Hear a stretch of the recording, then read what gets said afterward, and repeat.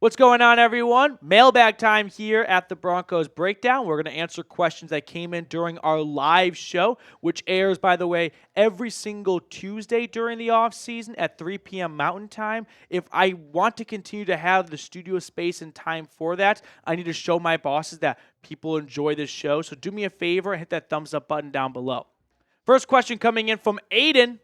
If Denver decided to trade for someone in the offseason, who do you think they should trade for, and what would the trade look like? Really good question, Aiden. I've got two names or two ideas coming to mind. First one being wide receiver Garrett Wilson. There appears to be some fractures in the relationship between Wilson and Rodgers. So if Aaron Rodgers returns, I would not be surprised if Garrett Wilson is dealt on draft night. Kind of like A.J. Brown, Hollywood Brown, teams that wanted to get a wide receiver. Their guy was taken, so, hey, we'll just trade our first-round pick right now for that proven wide receiver. So I could see Garrett Wilson getting dealt in that realm. If not that route, I don't think they're going to go for a trade for a running back. Breece Hall, Travis Etienne, those are two names that come to mind. Tight end-wise, probably the most available tight end, David Njoku for the Browns. I mean, coming off a 3-win season, I don't think, every player is available, but a lot of them probably are for Cleveland, and Njoku might be in between available and unavailable from the GM mindset. So if I had to pick one, I'd say Garrett Wilson. I think he's going to be an absolute stud, and I'd do it in a heartbeat. Zavi, Tez Johnson for Bo Nix would be cool, plus good wide receiver. We're talking about the Oregon wideout who, would just be another Duck to come down to Denver, joining Bo Nix, joining Troy Franklin and Alex Forsythe. So just get the band back together and get the Denver Ducks. Ooh, Denver Ducks or Oregon Broncos. I like Denver Ducks more. Get the alliteration. So Zavi, I'm not opposed. I think Tez Johnson's probably going to be about a round 3-ish draft pick. Might sneak into round 2, but like Troy Franklin, could fall to round 4 and be an early day 3 draft pick. Thank you for the super chat, Zavi. BKKK country, Broncos country. Gunnar Helm, that's the tight end from Texas. This is a possible name that we should probably start to learn a little bit more about because there's a good chance that Tyler Warren goes in round 1. And if the Broncos go Ashton Genty in round 1, it's probably one or the other. So then it turns to Colston Loveland. And Denver is slated to pick in the early 50s in round 2. And Loveland might not be there. And if he's not there, then the next name is Gunnar Helm from Texas. So this is more of like a reminder for myself of this is kind of plan C. And plan C might become plan A very quickly. So keep an eye on Gunnar Helm out of Texas as a possible tight end draft target for sure. Jimbo, if we can keep what we have, we need a run game. But we are better off at this point than last year at this time. Isn't nice not having to look for a quarterback. It's definitely a reliever. I will say, it always keeps things interesting when you're looking for either a quarterback or a head coach. Kind of keep the interest up a little bit, but that's just the creator side of me talking here. But yeah, I agree. It's much better having a good, sturdy quarterback than constantly searching for one year after year, which is what Denver's pretty much been doing since Peyton Manning retired. But going back to your beginning point here, we need a run game. I think that has to be the biggest priority. When the coaching staff and the scouts, they all get together, the first problem to solve on the whiteboard is fix the run game. Their only rushing attack this year was Bo Nix on scrambles and a couple of RPOs. So how they decide to address that, I'm open to ideas. But the first plan they have to put in place, in my opinion, is addressing the run game. Hopefully, they accomplish that the way they want to. Big A, 62. Would the Broncos be in on a high-end corner this free agency? No. They're good at corner. Pat Surtain, I don't need to say anything more about him. Jaquan McMillan, who I think is one of the best nickel corners in the NFL. And then Riley Moss, who I think showed a tremendous amount of growth from year 1 to year 2 in a borderline like breakout season. Plus, he's on his rookie deal, so you're going to love that type of play for that price. But while we're talking corners for just a moment here, I can't place enough emphasis on McMillan's role on this team and how important he is. Because as the NFL begins to transition offensively to more wide receiver sets, that means you've got more DBs on the field. And now you've got this 5'9", $195 corner who has to go and take up a tight end and tackle a running back in the flat or a tight end in the flat, God forbid. And they're expected to do it like a linebacker. They have to have the body of a linebacker, but the speed of a corner. So when you find these nickel corners, hold on to them for dear life because they have such an underrated role. Noel Salinas, I always ask myself, if I was in the building, I would call Seahawks for DK Metcalf. And for some reason, the DK Metcalf trade rumors, they never seem to get really too hot, but they are never really off the grill either. They're always somewhat lukewarm. You know what I mean? If I were Denver, well, I would be, definitely interested in acquiring Metcalf because I do think he's a good wideout. And if I close my eyes right now and I picture Week 1 Bo Nix as Cortland Sutton, DK Metcalf, and Ashton Genty in the backfield, yeah, that's gonna make me feel something. I don't think it's very likely though, if I'm being honest. Before we get on to the rest of the questions on today's mailbag, quick shout out to our sponsor, Game Time. Game Time has this awesome feature that I'm really excited to share with you guys, and that is Game Time Picks. What it does is it filters out the fluff to show you only incredible deals on great seats so you don't have to waste time searching through thousands of tickets. At Game Time, they offer the Game Time Guarantee. If you find tickets in the same section and row for less, Game Time will credit you 110% of the difference. So take the guesswork out of buying tickets with Game Time. Download the Game Time app, create an account, and use code CHATSPORTS for $20 off your first purchase. Terms apply. Again, create an account and redeem code CHAT Sports for $20 off. It's a great way to go see the Nuggets or see the Avs or any other sporting event in your local area. Download Game Time today. What time is it? Game time.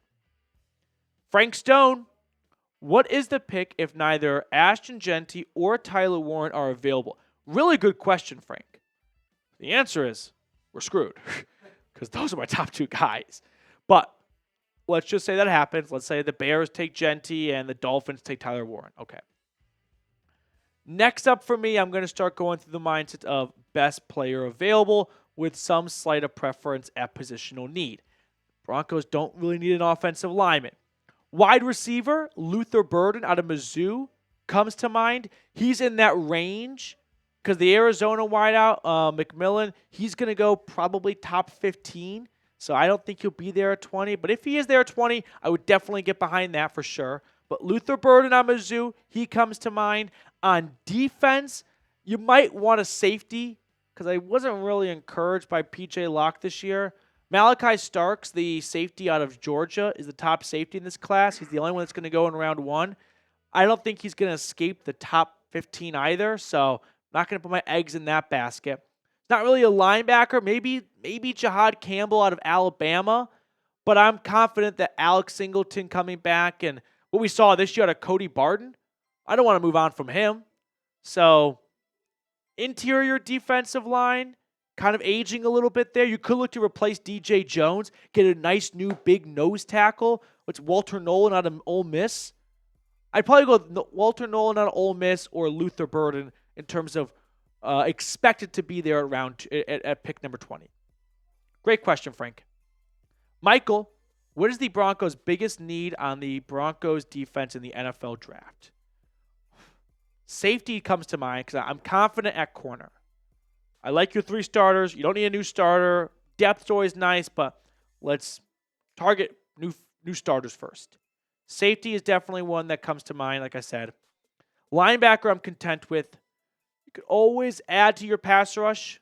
Jonah Ellis had a really strong rookie campaign. Hopefully that shoulder injury he suffered against the Bills isn't too serious. But you lost Baron Browning. So pass rusher is a spot to watch for. I'd say interior defensive line. just because you don't have a lot of seeds at that position. You know what I mean? You got Malcolm Roach, DJ Jones, Zach Allen. All guys who are 6+ years into their NFL career, 5, 6, might be nice to replenish the interior defensive line a little bit. Michael, thank you for your question, though. Moses, mock drafters need to ask themselves, do you want talent now or talent that develops? If talent now, go wide receiver or running back. If developmental talent, go tight end in the first round. Moses, that's not like a bad outlook on the whole thing. I don't know if that is like absolute of wide receivers and running backs are ready now and tight ends. I guess, yeah, I see what you're saying. Tight ends tend to need a little bit more time to get up to NFL speed, although Brock Bowers made it look easy this year, which, by the way, I'm happy, obviously, it all worked out well with Bo Nix, but that was my number one target for the Broncos. Talent now, though, I feel like rookie quarterback showing promise on a rookie contract, time to strike is now. So I'd go running back in this kind of setup right here, Moses. Elias, do you think David Njoku is still possible? Yes, but unlikely. I don't think the Browns are going to be actively searching to trade him. You have to blow them out of the water for an offer. Whereas the Broncos were actively looking to trade Jerry Jeudy. So it just took some negotiation, right? Right now you're walking up to a house that's not for sale and you're asking the homeowner, name your price. And that usually means they're going to ask for something, a ridiculous high offer that they know they aren't going to get. So if the Broncos do end up getting him, it's probably because they overpaid. And I like Njoku as a tight end, but right now I would be a little bit reserved to give up a quality third-round draft pick maybe for a 30-year-old tight end who's had some injury history. I would not do that if I were the Broncos. A-Lux, what's the strongest offensive position class in this draft? Running back? Go back to last year. PU. Ashton Genty, Caleb Johnson, Omarion Hampton, and Dylan Sampson, 4 guys that I think are going to be influencers at the next level when they get drafted, and they're going to have good spots in all the teams that draft them. So running back definitely jumps to the top of the mind. It's bad tackle class. It's not a very good wide receiver class. Interior offensive line, there's not a whole lot of buzz. There's no center or guard that's making a lot of noise so far. Quarterback is down. Honestly, guys, if I'm being honest, it's not that great of a draft class. The way I'm looking at it is the guys who are going to go top 5 in this year's draft class, and there will be 5 players, regardless, taken 1 through 5. Compared to other draft classes, they would probably go like 5 to 10. The 4th overall pick is probably more like an 8th or 9th overall pick in years past. The guy that goes 10 is probably more like a 16th or 17th overall pick. There's probably only 15 guys in this draft class that by most GM's accounts have first-round grades on them. 32 guys will be drafted in round 1. It doesn't mean all 32 are looked at as round 1 talent. It just means they ran out of the round 1 talent. Usually that happens in the early 20s. I think it's going to happen about 5 to 6 or 7 picks earlier this year. Last question from Kenny. Hypothetically, I love it already. How do you think Denver would have performed against the Eagles based on their last game with the Packers? We're talking in the Super Bowl?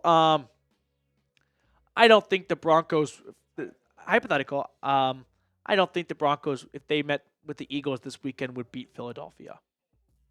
And that's not me trying to, poo-poo on the Broncos. It's just Philadelphia Eagles are a very good football team right now. They run the ball super well. And what was one of the biggest kryptonites for Denver against the Bills? They could not stop James Cook. Couldn't stop James Cook. What's Saquon Barkley going to do to you? I don't want to know. All right, that will do it for us on today's mailbag. Thank you guys so much for tuning in. Make sure to subscribe to the channel so you can be a part of future mailbags.